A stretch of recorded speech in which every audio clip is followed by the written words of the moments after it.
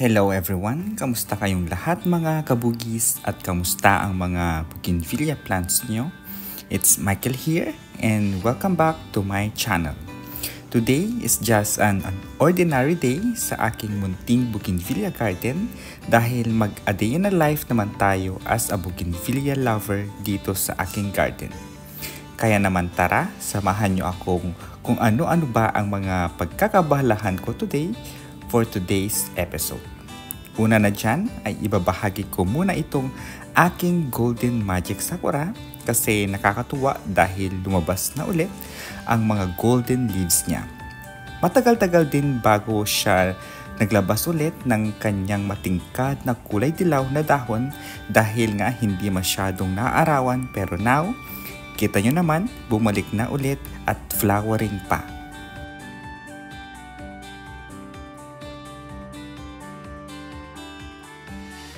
And speaking of golden leaves, ang next naman na aking i-share ay si Sweet Dreams na bago lang din nalabas na variety ng bougainvillea. Mahalin tulad siya sa Ramona Star o mas kilala bilang si Baby Pedro Bambino. Yung color ng bracts niya ay parang si Ramona Star, pero of course may pagkakaiba daw sila, sabi nila. And let's see if may pagkakaiba nga once makita ko in person yung bracts nitong si Sweet Dreams.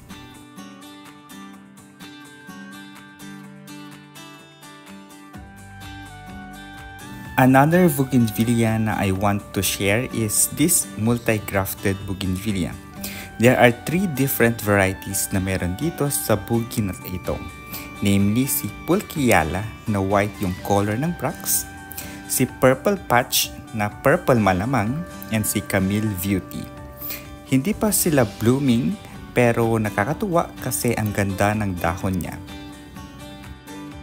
Ang dami kasing bougainvillea varieties na kahit dahon pa lang ay pangmalakasan na sa ganda. Itong mga dahon na ito ay yung mga variegated leaves and golden leaves. May mga variegation leaves kasi na sobrang ganda na animoy bulaklak na yung dating. And yung golden leaves naman, na akalain mong may ganun palang dahon na matingkad na kulay dilaw.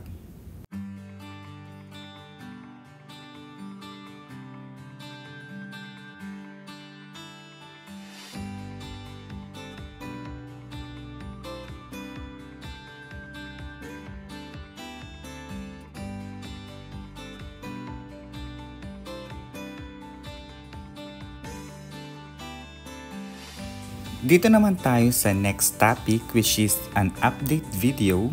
And if you remember guys, yung grafting ko ng Pink Delima or may another name siya na si Aurora Beauty, ipapakita ko sa inyo yung update niya and kung ano yung lagay niya ngayon after 2 weeks. And ito na siya now after 2 weeks at nakabalot pa siya ng paper. At isa-isahin nating tatanggalin ang mga ito para makita natin kung naging successful ba or naging fail.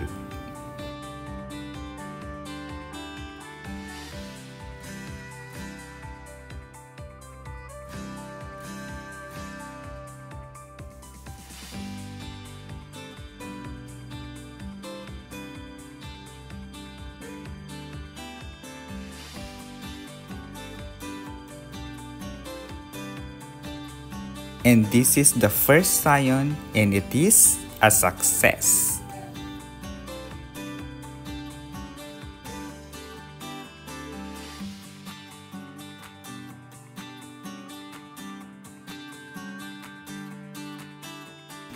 Yung next scion or the second scion is another success.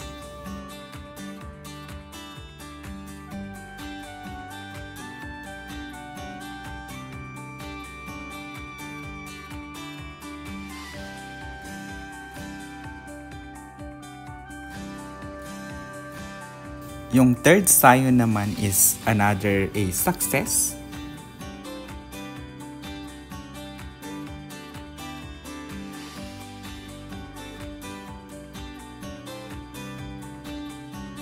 And there are 2 more scions na i-open pa natin. And this is the 4th scion and it is a success as well.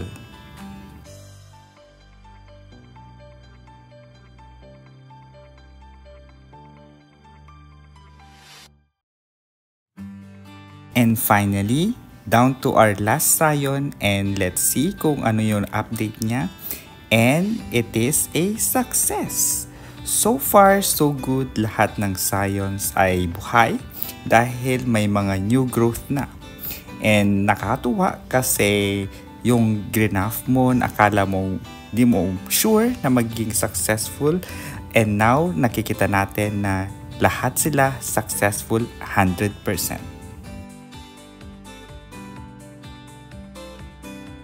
Down to our last topic, which is pagpapaganda naman ng bougainvillea. Dahil lumipas na at nalagas na yung mga flowers niya or yung mga old flowers niya na nauna. Kaya halina't pagandahin natin ang mga ito. At bago naman tayo magpatuloy, and while pinapaganda ko itong bougainvillea variety ko na si Golden Kayata Magenta, and baka sakaling napadpad ka sa channel ko. And if you are happen to be new to my channel at hindi pa nakaka-subscribe, paki-click na ang subscribe button para maging updated ka sa latest at sa susunod na videos ko, kagaya ngayon about beautifying yung bougainvillea or pagpapabalik ganda ng bougainvillea. And if nakasubscribe ka na, I would like to take this opportunity na magpasalamat sa aking mga viewers na matiyagang nanonood sa current and past videos ko. Kasama na dyan yung mga shorts videos ko. Maraming salamat po. At lalong-lalo na sa mga subscribers ko na patuloy na sumusuporta sa aking channel. Thank you so much. Itong pinapakita ko ngayon ay yung mga na-trim ko na before, and now nagsilabasan na sila ng bagong mga sanga na pagmumulan ng mga bagong bracts at flowers. Yan ang goal natin sa Golden Kayata Magenta.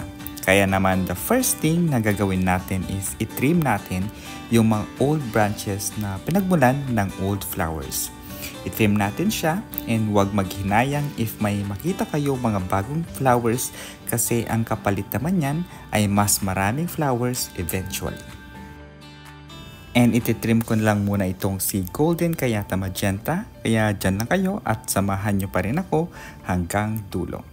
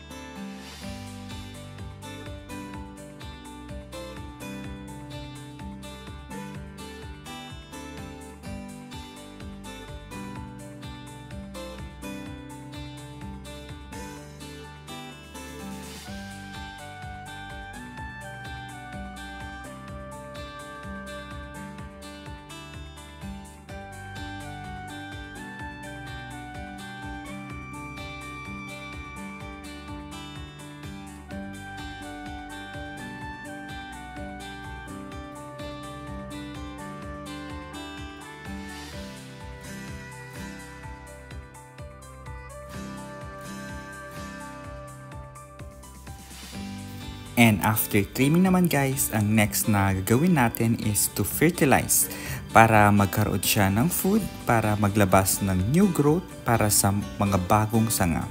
Itong gamit ko ay si Urea 46 kasi rich in nitrogen siya, which is good para maglabas ng new leaf and maging lush ito.